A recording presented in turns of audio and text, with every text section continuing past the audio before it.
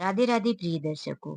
संजय आज अपने 70 वर्षीय पिताजी को उनकी पुरानी चप्पल पहनते हुए देख बोलता है, बाबूजी काफी समय हो गया, आप यही पुरानी चप्पल पहन रहे हो। मुझे तो लग रहा है कि आपके पास जूता भी नहीं है। संजय के बाबूजी कहते हैं, संजय कहाँ जाऊंगा बेटा, कभी घर या आंगन बाहर में तो निकलना है। यही चप्पल पहन लेता हूँ, मुझे नई चप्पल की जरूरत नहीं है। संजय कहता है, बाबूजी बाहर जाने से याद आया, जब तक माँ थी, आप और माँ हमेशा कुल देवी जी के मंदिर जाया करते थे। साल में एक बार तो आप लोग जरूर जाते थे। तो क्यों ना इस बार हम लोग पूरे परिवार के साथ चले। माँ के जाने के बाद 2 साल हो गया, आप कहीं घूमने नहीं गए। संजय के बाबूजी कहते हैं, बेटा अब कहीं जाने का मन नहीं करता। जब तक तेरी माँ थी तो वह खुद ही तैयार होती थी और मेरा मन भी करता था कहीं जाने का। संजय बोला, बाबूजी माँ नहीं है तो क्या आप जीना छोड़ दोगे? चलो, हम और हमारे दोनों बच्चे और आपकी बहू, हम सब कुल देवी के मंदिर घूमकर आते हैं। यह बातें संजय की पत्नी राधा वहीं पर खड़े खड़े सुन रही थी। वह अपने ससुर की तरफ आंखें बड़ी बड़ी करके देख रही थी। संजय ऑफिस चला जाता है। संजय के जाने के बाद राधा अपने ससुर से कहती है, बाबूजी आपका घूमने का बहुत मन हो रहा है, लेकिन खबरदार, हम लोग तो जाएंगे, लेकिन आप हमारे साथ जाने की कोशिश मत करना। जब से माँ गई है, सासू माँ के जाने के बाद 2 साल से आप हमारे साथ रह रहे हो, तो हम पति पत्नी और दोनों बच्चे कहीं जाने के लिए तरस गए हैं। अब किसी तरह से संजय का मन हुआ है बाहर जाने का, तो उसमें भी आप बाधा बन के मत जाना, क्योंकि जब आप संजय के साथ होते हो तो संजय सिर्फ आपके आगे पीछे लगा रहता है, आपका ध्यान रखता है, हमें और बच्चों को तो भूल ही जाता है। हमारी जिंदगी तो आपके आने के बाद बिल्कुल खराब सी हो गई है। बाबूजी कहते हैं, बहू मैं तो वैसे भी नहीं जाना चाहता, तुम लोग जाओ घूमो फिरो, तुम लोगों का समय है, मैं घर में रहा आऊंगा। संजय की पत्नी बाबूजी को बहुत परेशान किया करती थी। 2 साल पहले संजय के पिताजी अपने गांव में रहते थे। फिर जब संजय अपने पिताजी को मुंबई लेकर आ जाता है, तो यह बात राधा को बिल्कुल पसंद नहीं आती। राधा अपने ससुर को आए दिन परेशान किया करती थी। वैसे वह संजय के सामने हिम्मत नहीं कर पाती थी कि बाबूजी को कुछ बोले, लेकिन संजय के जाते ही उसकी मनमानी चालू हो जाती थी। लेकिन बाबूजी थे कि राधा को अपनी बेटी जैसे प्यार करते थे, क्योंकि संजय उनका इकलौता बेटा था। राधा के आने के बाद से उन्होंने अपने दिल में यही मान लिया कि राधा भी मेरी बेटी है। राधा कितना भी जुल्म करती थी अपने ससुर के ऊपर, लेकिन बाबूजी कभी संजय से बताते नहीं थे। राधा जो कहती उसको खुश करने के लिए वह पूरा दिन करते। यहाँ तक कि बाबूजी सारा दिन घर का काम करते रहते और जब संजय के आने का समय होता तो अपने कमरे में आराम करने चले जाते, ताकि संजय को इस बात का शक ना हो कि बाबूजी घर का काम कर रहे थे, और ना ही वह खुद से बताने की कोशिश करते थे। वह दिन भी आ गया जब संजय अपने दोनों बच्चे, पत्नी और अपने पिता को लेकर कुलदेवी मंदिर घूमने जाने वाला था। संजय ऑफिस से आते ही बोला, चलो चलो, आज मैं छुट्टी लेकर आया हूँ। अब हम लोग 2 दिनों तक आराम से घूमेंगे, होटल में रुकेंगे, उसके बाद काम शुरू करेंगे। बाबूजी बाहर दिख नहीं रहे थे। संजय पूछा, अरे टिंकू पिंकू, तुम्हारे बाबूजी कहाँ हैं? तुम लोग तैयार हुए कि नहीं? दोनों बच्चे अपना अपना बैग और शूज, घूमने की अच्छी सी ड्रेस पहनकर पिता के सामने आ गए। पापा पापा, हम दोनों तैयार हैं, जल्दी चलिए ना पापा। तो संजय पूछा, ठीक है, तुम्हारे दादाजी कहाँ हैं? वह सीधे अपने पिताजी के कमरे में गया तो देखा कि बाबूजी कंबल ओढ़कर सोए हुए थे, मतलब कि आंखें बंद किए हुए थे। तो उसने बोला, बाबूजी ये क्या, अभी तक आप सो रहे हो, तैयार नहीं हुए? उधर टिंकू पिंकू दोनों तैयार हो गए, चलो चलो कर रहे हैं। बेटा मेरा जाने का मन नहीं है, संजय तुम चले जाओ, बहू और बच्चों को घुमा कर लाओ, कहीं और चले जाओ, दूसरी जगह जाओ, नहीं जाना है मंदिर तो। अभी मेरा मन नहीं है, फिर कभी मैं कुलदेवी मंदिर जाके आ जाऊंगा, अपने दोस्तों के साथ चला जाऊंगा। नहीं बाबूजी, आज ही प्लानिंग बना है। देखो शुभ काम में देरी नहीं करनी चाहिए। हमारा मन है कि हम आपके साथ कुल देवी मंदिर चलें, तो आपको चलना ही होगा। उसने अपने पिताजी की चादर खींचते हुए उनके माथे पर हाथ रखा और देखा तो शरीर नॉर्मल था। बाबूजी क्या बहाना, आपको तो बुखार भी नहीं है, आप बिल्कुल ठीक हो। चलो, आप ऐसा मत करो, मंदिर जाने के लिए बहाना नहीं बनाते। उसने जबरदस्ती किया तो बाबूजी उठकर अपना कुर्ता और पैजामा ढूंढने लगे। संजय के पीछे खड़ी राधा अपने बाबूजी को आंखें दिखा रही थी। फिर जब संजय पीछे मुड़कर देखा तो वह मुस्कुराते हुए बोली, अरे क्यों जबरदस्ती करते हो संजय? शायद बाबूजी को आराम करने का मन हो, उनका मन नहीं कर रहा हो बाहर जाने का।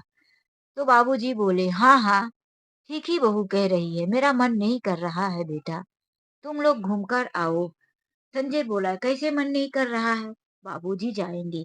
अंदर से तो बाबूजी का मन बहुत था, क्योंकि वह अपनी पत्नी के साथ हर साल कुल देवी जी के मंदिर जाया करते थे। लेकिन 2 सालों से वह कहीं घर से बाहर नहीं गए थे। लेकिन बहू के डर से वह मना कर रहे थे। जब बेटा जबरदस्ती करने लगा तो वह भी अपने बेटे को रोक नहीं पाए और तैयार होकर चल दिए। जब वह कुर्ता पैजामा और अपनी छड़ी लेकर बाहर निकले तो बहू बोली, आखिर बाबूजी आप तैयार हो ही गए। फिर सर से पांव तक उनको देखी। बाबूजी समझ गए कि राधा गुस्से में है, ना जाने वह क्या कर बैठी मेरे साथ। वह डरते हुए कार में बच्चों के साथ पीछे बैठ गए। राधा अपने पति के साथ आगे बैठ गई। टिंकू पिंकू बाबूजी को कोई भी नई चीज देखते तो दिखाते, देखो देखो दादाजी कितना अच्छा है। कुछ भी गाय भैंस बैल कैसी भी चीजें उनको अजीब सी दिखती तो वह अपने दादाजी को दिखाते। बाबूजी राधा का डर भूल गए थे। टिंकू पिंकू के साथ हंसते खिलखिलाते हुए ना जाने सफर कितना जल्दी कट गया। आज उनके मन में भी बहुत खुशियां दिख रही थी, क्योंकि वह बहुत दिनों के बाद घर से बाहर निकले थे। लेकिन जैसे ही राधा की तरफ देखे, उसका चेहरा उदास और मन भारी था। संजय ने पूछ भी दिया, क्या बात है राधा, तुम्हारी तबीयत ठीक नहीं है क्या? तुम तो ऐसे मुंह बनाकर बैठी हो, मन बाबूजी का नहीं था? इधर मुंह तुम बनाई हो। घर में बाबूजी बीमार थे, अब कार में तुम बीमार हो गई हो। राधा बोली, कुछ नहीं, सुबह से उठी थी तो सिर भारी होगा नहीं, सबके लिए नाश्ता बनाई, जो इतना खाना बनाया उसके लिए तो शरीर में थोड़ी थकान होती ही है। संजय बोला, राधा मूड ठीक करो, हम लोग वहां पहुंचेंगे, फिर हम लोगों को बहुत अच्छा लगेगा। राधा मन मन में अपने ससुर के बारे में ही सोच रही थी। यह बुढ़ा कब मरेगा, इससे कब पीछा छूटेगा, क्या करे इसका। कभी हम पति पत्नी कहीं एंजॉय करने नहीं जा पाते। ससुर के रहते हुए राधा को अच्छा नहीं लग रहा था, क्योंकि वह ना तो हंसकर अपने पति से अच्छे से बात कर पा रही थी और ना ही अपने मनमानी एंजॉय कर पा रही थी। कुछ ही घंटों के बाद जब कुल देवी मंदिर आ जाता है तो संजय जल्दी जल्दी वहां पर अपना प्रसाद पूजा का सामान जो लिया रहता है मंदिर में लेके चल देता है। आगे आगे बाबूजी दोनों बच्चों को पकड़कर चल रहे थे। इधर एक बैग लिए हुए संजय अपनी पत्नी के साथ। लेकिन अभी भी राधा के मन में अपने ससुर से बदला लेने के विचार ही बन रहे थे। इन सब बातों से परे बाबूजी आगे आगे जा रहे थे। संजय और पति पत्नी दोनों ने दर्शन किया, बाबूजी दर्शन किए। फिर ऊंची पहाड़ी में मंदिर था कुलदेवी जी का, तो सब लोग मंदिर से नीचे का नजारा देखने लगे। बाबूजी एक साइड में खड़े थे, बच्चे दूर जाकर कुछ देख रहे थे, अपने पापा के साथ व्यस्त थे। तो राधा अपने ससुर के थोड़ी पास आकर कहती है, बाबूजी नीचे क्या देख रहे हो? यदि आप इस खाई से नीचे गिर जाओ तो क्या होगा? आपके हाथ पैर टूटेंगे, लेकिन बाबूजी मरोगे नहीं, क्योंकि यह इतनी गहरी खाई भी नहीं है। बाबूजी यह सुनकर कांप उठते हैं, बहू के मन में क्या चल रहा है, क्या सोच रही है। वह बोलते हैं, बहू कैसी बातें कर रही हो, ऐसे अपशगुन की बातें नहीं करते। भगवान ना करे कोई इस खाई से ना गिरे। वह घबरा जाते हैं। राधा के मन में आता है कि क्यों ना बाबूजी को इसी खाई से धक्का दे दूं, तो हमेशा हमेशा के लिए पीछा छूट जाए। राधा अपने पति की तरफ देखती है, जो दोनों साइड में दोनों बच्चे खड़े और बीच में संजय। पता नहीं संजय बच्चों को हाथों से इशारा कर करके दूर की कुछ चीजें दिखा रहा था। वह शायद बच्चों के साथ दूर के नजारों का मजा ले रहा था। इसीलिए राधा इस मौके का फायदा उठाना चाहती थी। उसने अपने बाबूजी के पीठ में जैसे ही धक्का देना चाहा, तो उधर से संजय ने आवाज दे दिया, राधा इधर आओ। तो राधा चौंक गई और बाबूजी की जगह उसका पैर फिसल गया और वह खुद ही नीचे गिर गई। बाबूजी उसका हाथ पकड़ना चाहे, लेकिन वह संभाल नहीं पाए, बहू को बचा नहीं पाए। वह नीचे जाकर पलटती हुई गिर गई। यह देखकर संजय घबराया हुआ दौड़ कर आया, लेकिन वहां से फिसलन ज्यादा थी, नीचे उतरने का रास्ता नहीं था। फिर उसने किसी से पूछा, भैया नीचे जाने का रास्ता कौन सा है? उस आदमी ने बताया, इसी में से थोड़े से आगे जाओ, फिर दाएं से मुड़ जाना, वहीं से नीचे जाने का रास्ता आपको मिल जाएगा। संजय दोनों बच्चों को अपने पिताजी के पास पकड़ाकर घबराता हुआ जल्दी जल्दी भागा गया और बड़े-बड़े कदम बढ़ाते हुए, लड़खड़ाता हुआ, संभालता हुआ अपनी पत्नी के पास पहुंचा। जब वहां पर गया, तो देखा राधा बेहोश हो गई थी। उसके दोनों हाथ के टेवने, घुटने और सिर में से खून बह रहा था।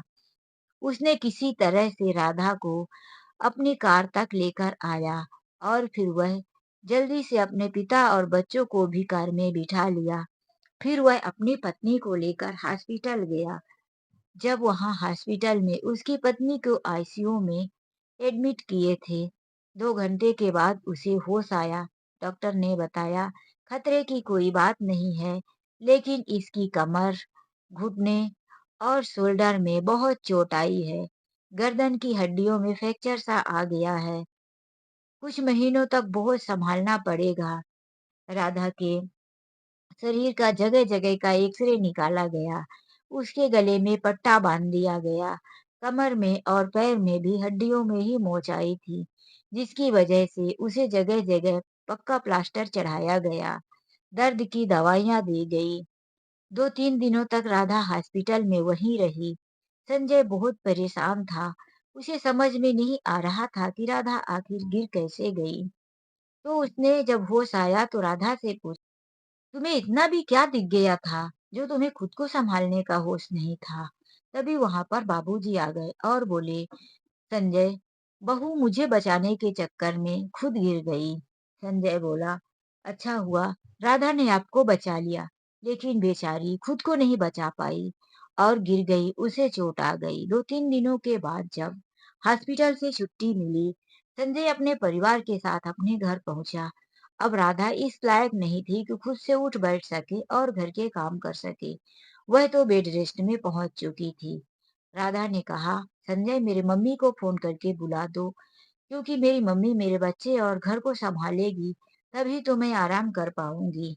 इधर बाबूजी राधा से बोले, बेटी मैं तुम्हें संभालने की पूरी कोशिश करूंगा।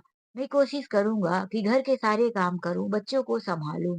लेकिन राधा बोली, बाबूजी आप ये मत सोचना कि आप अपने बेटे के सामने दिखावा कर दिए तो मैं बदल जाऊंगी। मेरी नफरत आपके लिए कभी नहीं बदलेगी। आप ऐसा क्यों करते हो? क्यों संजय के सामने दिखावा करते हो? आखिर आप चाहते क्या हो? आज जो मैं इस हालात में पहुंची हूँ, उसके जिम्मेदार सिर्फ और सिर्फ आप हो।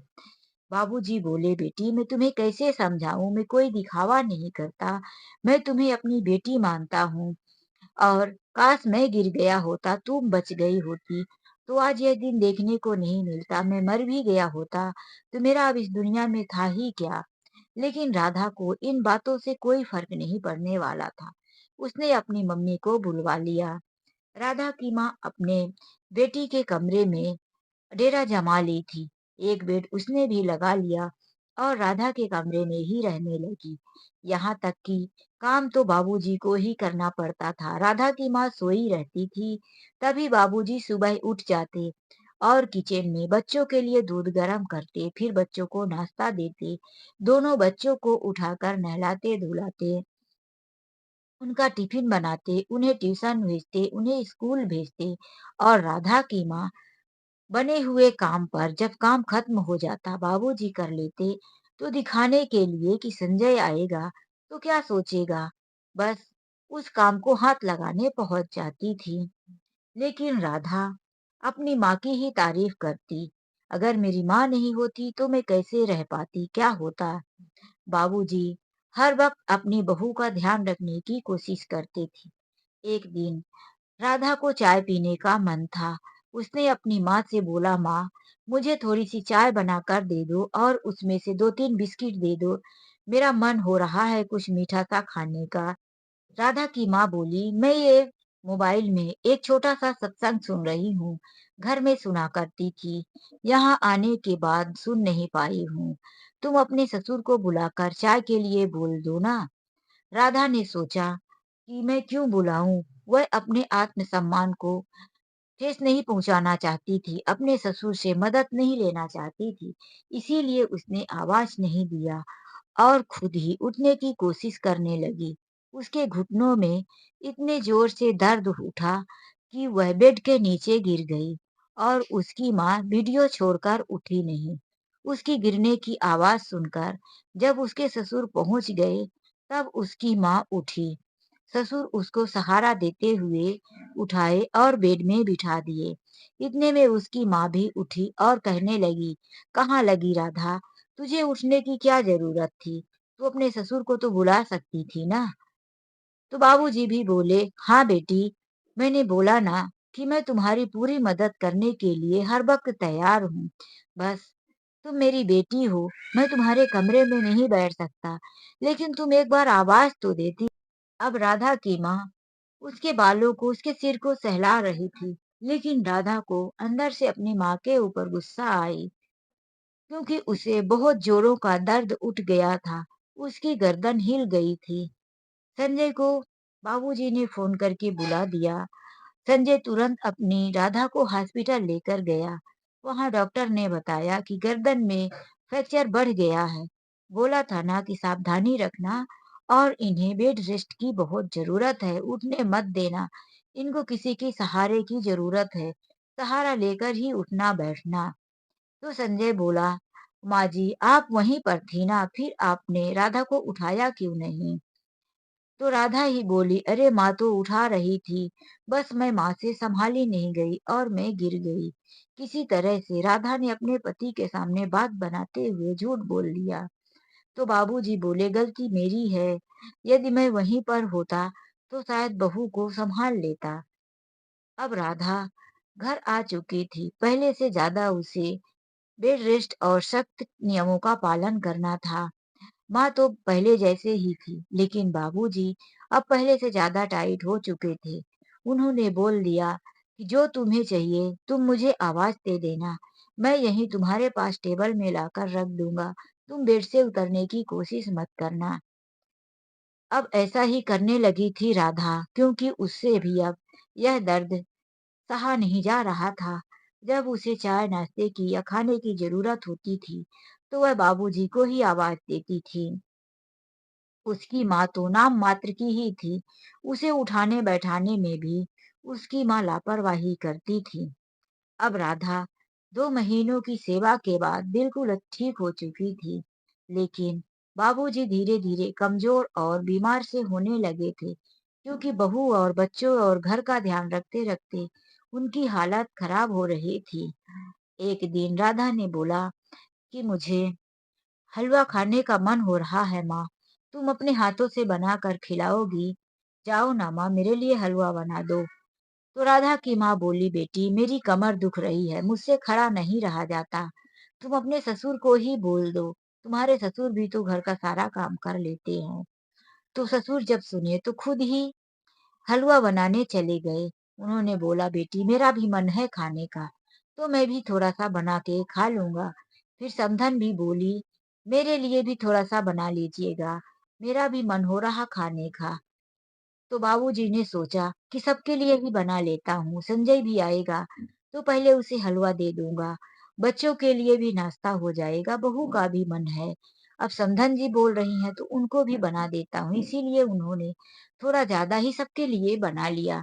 लेकिन जैसे ही वह हलवे को मतलब सूजी को घी से भून रहे थे, तो वहीं पर राधा पानी पीने चली गई। इतने में उसकी माँ आ गई। इधर किचन में बाबूजी एक साइड में हलवा बना रहे थे और दूसरे चूल्हे में गर्म पानी रखे थे कि बहू को गर्म पानी का सेक करना होगा।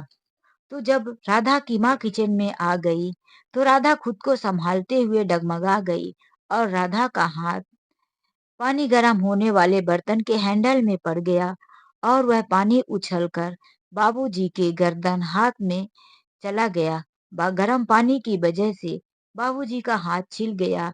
वह तिलमिलाकर किचन में छटपटाने लगे। तो राधा जल्दी से बाबूजी को हाल में लेकर आई और उन्हें सोफे में बिठाकर उनके हाथों में क्रीम लगाने लगी। बहू की माँ ने बोला, अरे राधा, इस बुढ़े के जल जाने से तू इतना क्यों घबरा गई? क्यों तू इसके हाथों में क्रीम लगा रही है? जाने दे, कुछ टाइम के बाद यह खुद ही लगा लेगा। तो राधा बोली, माँ, संजय यदि घर पहुंच गए और उन्हें पता चल गया कि बाबूजी हमारी वजह से जल गए हैं, तो ना जाने वह क्या क्या करेंगे। आज ही सब कुछ सामने आ जाएगा। माँ, तुमने ये क्या किया? तुम्हारी वजह से बाबूजी जल गए। तो राधा की माँ गुस्से में आ गई। तुम मेरा दोष देती हो बेटी, मैं अपना घर परिवार छोड़कर तुम्हारी सेवा करने आई हूँ। तो राधा को लगा कि माँ नाराज हो जाएगी, इसीलिए उसने बोला कि अच्छा माँ चुप रहो, मैंने ऐसा कुछ नहीं बोला कि तुम्हें बुरा लगे। बस मैं तो यही बोल रही थी कि संजय को पता चला तो वह बहुत नाराज होंगे। माँ, तुम फालतू में नाराज हो रही हो। देखो, जब से तुम आई हो तो कहाँ तुम्हें घर का सारा काम करना पड़ रहा है। घर का सारा काम, बच्चों को संभालना, स्कूल भेजना और मेरे लिए हर पल कुछ ना कुछ बनाना, 3 टाइम दवाइयों का ध्यान रखना, यह काम तो बाबूजी कर रहे हैं। लेकिन माँ, मैंने कभी तुमसे जबरदस्ती नहीं किया। तुम जितना काम कर पाती हो उतना ही मैं तुमसे करवाती हूँ। माँ को गुस्सा आ गया। वह बोली, जब तुम्हें अपने ससुर की ही तरफदारी करना था तो फिर मुझे क्यों बुला लिया इधर? यह सब बातें बाबूजी सुन रहे थे। उन्होंने बोला, बहू, तुम परेशान क्यों होती हो?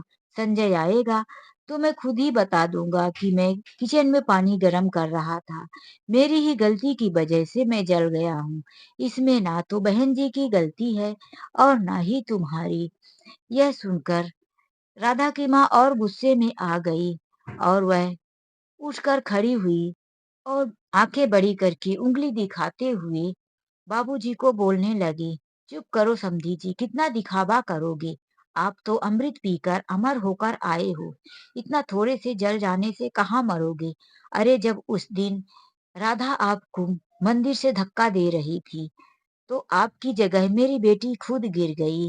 ना जाने आपने कौन सा अमृत पीकर इस घर में आ गए हो कि आपको मौत आने वाली नहीं है। मेरी बेटी के जीवन में आपकी वजह से ही संकट आ रहा है। जैसे ही इतनी बातें उनके मुंह से निकलनी थी कि संजय टपाक से घर के अंदर पहुंच गया और वह बोला, माँ जी, एक बार और बोलो, क्या बोल रही थी? मेरे बाबूजी को राधा ने धक्का दिया और बाबूजी की जगह राधा गिर गई। बोलो बोलो, क्या यही बोल रही थी ना आप? तो संजय की बातें सुनकर राधा की माँ घबरा सी गई और कहने लगी, अरे नहीं दामाद जी, आपने ये क्या सुन लिया और क्या बोल रहे हो? मैं तो कुछ और ही बोल रही थी। संजय बोला, मैं आधे घंटे से बाहर खड़ा हूँ और आप सबकी बातें सुन रहा हूँ। आप मेरे बाबूजी को आंखें दिखा दिखा के कैसी कैसी बातें कर रहे हो। सारी सच्चाई मेरे सामने आ चुकी है। राधा अब यह सब सुनकर कांपने लगी थी। उसने तुरंत अपने पति का पैर पकड़ लिया और बोली, संजय, मुझे माफ कर दो। अब तो सच्चाई सब तुम सुन ही चुके हो, तो मुझे माफ कर दो। उस दिन जब तुम बाहर जाने के लिए बोले, तो मैंने बाबूजी को बहुत मना किया कि तुम बोल देना कि हम नहीं जाएंगे। लेकिन जब तुम्हारे कहने पर बाबूजी तैयार हो गए, तो मुझे बहुत गुस्सा आ रही कि संजय, आज 2 साल हो गया, तुम हम दोनों को अकेले कहीं घुमाने लेकर नहीं गए और किसी तरह से प्लानिंग बना तो तुम्हारे बाबूजी हमारे पीछे-पीछे पड़े, चल दिए। यह मुझे बिल्कुल अच्छा नहीं लग रहा था। इसीलिए मैंने गुस्से में बाबूजी को धक्का दे दिया, लेकिन मेरा यह इरादा नहीं था कि मैं उन्हें जान से मार दूं। बस मैं उनके हाथ पैर तुड़वाना चाहती थी कि यह गिर जाए, इनके हाथ पैर टूट जाए तो यह कहीं जाने के लायक ना रहे। अब तो संजय का गुस्सा और बढ़ गया कि यदि उस दिन मेरे बाबूजी गिरे होते तो इस उम्र में शायद वह बचे भी नहीं होते। उन्होंने बोला, राधा, तुम माता जी के मंदिर के सामने पाप करने गई थी। देवी माँ सब कुछ देख रही थी। यह तो होना ही था तुम्हारे साथ, क्योंकि तुम एक बूढ़े पिता को धक्का देने वाली थी। जो भी तुम्हारे साथ हुआ, यह कोई संयोग नहीं, यह सब माता रानी की कृपा। अब तुम अपनी माँ के साथ मेरे नजरों के सामने से दूर हो जाओ। तुम अपनी माँ को बुलाकर मेरे बाबूजी से बुरे घर का काम करवाती रही और तुम्हारी माँ तुम्हारे कमरे में बैठकर आराम से मेरे बाबूजी से सेवा लेती रही और तुमने अपनी माँ को जरा सा भी नहीं बोला कि इतना कुछ करने के बाद भी तुम्हें शर्म आए। अब संजय सब कुछ सुन लिया था कि सारा काम मेरे बाबूजी ही कर रहे थे। वह इतने गुस्से में था कि अब राधा को घर से ही भगा देना चाहता था।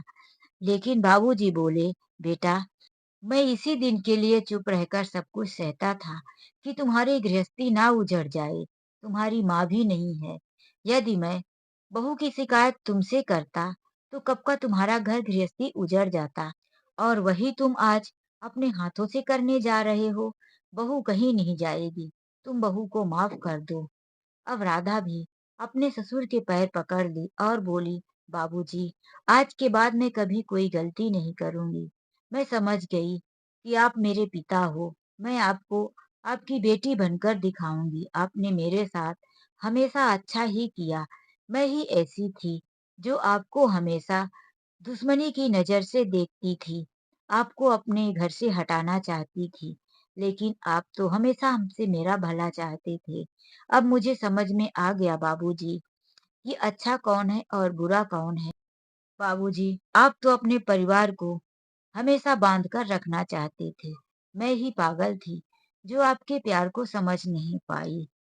राधा की माँ अभी भी वहां खड़ी थी। उसने बोला, बेटी, तू ये क्या कर रही है? क्यों अपने ससुर से माफी मांगे जा रही है? अरे, इतना सब कुछ करने के बाद यदि तू माफी ही मांगेगी तो तेरे इस बलिदान, इतनी चोट खाने का फिर क्या मतलब? इतने में राधा बोली, माँ, तुम पागल हो गई हो। मैंने जो भी किया वह मेरी भूल थी। अब मुझे सब समझ में आ गया। प्लीज माँ, अब तुम अपने घर चली जाओ। मुझे तुम्हारी कोई जरूरत नहीं है। पहले ही मैं तुम्हारी बात मानकर बहुत गलत कर चुकी हूँ और अपने पति की नजरों में गिर चुकी हूँ। राधा की माँ अपना बैग लेकर बोली, तुम्हें करना है गुलामी तो तुम करो, अपने ससुर और अपने इस घर वालों की। मुझे तो नहीं रहना तुम्हारे घर। संजय बोला, मैं आपके हाथ जोड़कर कहता हूँ माँ कि आप यहाँ से चले जाइए। माँ जी, कहीं मुझसे कुछ ऐसा उल्टा सीधा मुंह से ना निकल जाए कि जिंदगी भर पछताना पड़े। आप राधा की माँ हैं, इसीलिए मैं आपको बड़े प्यार से बोल रहा हूँ। राधा की माँ गुस्से से अपना बैग लेकर निकल गई। संजय बोला, राधा, तुमने जो भी किया बहुत गलत किया। वही बाबूजी तुम्हें आज माफ कर रहे हैं, लेकिन मैं तुम्हें इतना जल्दी माफ नहीं कर सकता। तुमने जो भी मेरे बाबूजी के साथ किया है वह गलती माफी के लायक नहीं है। बस मैं तुम्हें इस घर से नहीं निकाल रहा हूँ बाबूजी के कहे पर, लेकिन तुम्हारा और मेरा आज से कोई पति पत्नी का रिश्ता नहीं। तुम इस घर में रह सकती हो, लेकिन अब मेरे दिल से उतर चुकी हो। मैंने कभी सोचा नहीं था कि तुम इतनी गिरी हुई निकल जाओगी।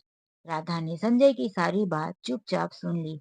अब राधा धीरे धीरे घर के काम करने लगी थी। उसने बाबूजी को आराम करने के लिए बोल दिया, क्योंकि बाबूजी जितना जल चुके थे उन्हें उसकी तकलीफ हो रही थी। राधा समय समय पर बाबूजी की दवाइयाँ और खाने पीने का ध्यान रखती। वह धीरे धीरे बाबूजी की सेवा, घर के काम और संजय की सारी बातें मानते हुए एक दिन ऐसा समय भी आया कि उसने फिर से संजय का दिल जीत लिया और संजय ने उसे माफ कर दिया और फिर से वह परिवार एक खुशहाल परिवार बन गया। तो दोस्तों, यह कहानी आप लोगों को कैसी लगी? लाइक और कमेंट करके ज़रूर बताएं। क्या संजय अपनी पत्नी को माफ करके अच्छा किया या गलत? अपने अनमोल विचार कमेंट में ज़रूर बताएं। जाने से पहले प्लीज़ वीडियो को लाइक कर दीजिए। चैनल में यदि नए हैं, पहली बार आए हैं, तो प्लीज़ मेरे चैनल को सब्सक्राइब कर लीजिए। आपका एक सब्सक्राइब मुझे आगे की वीडियो बनाने के लिए प्रोत्साहित करता है। राधे राधे, जय श्री कृष्णा।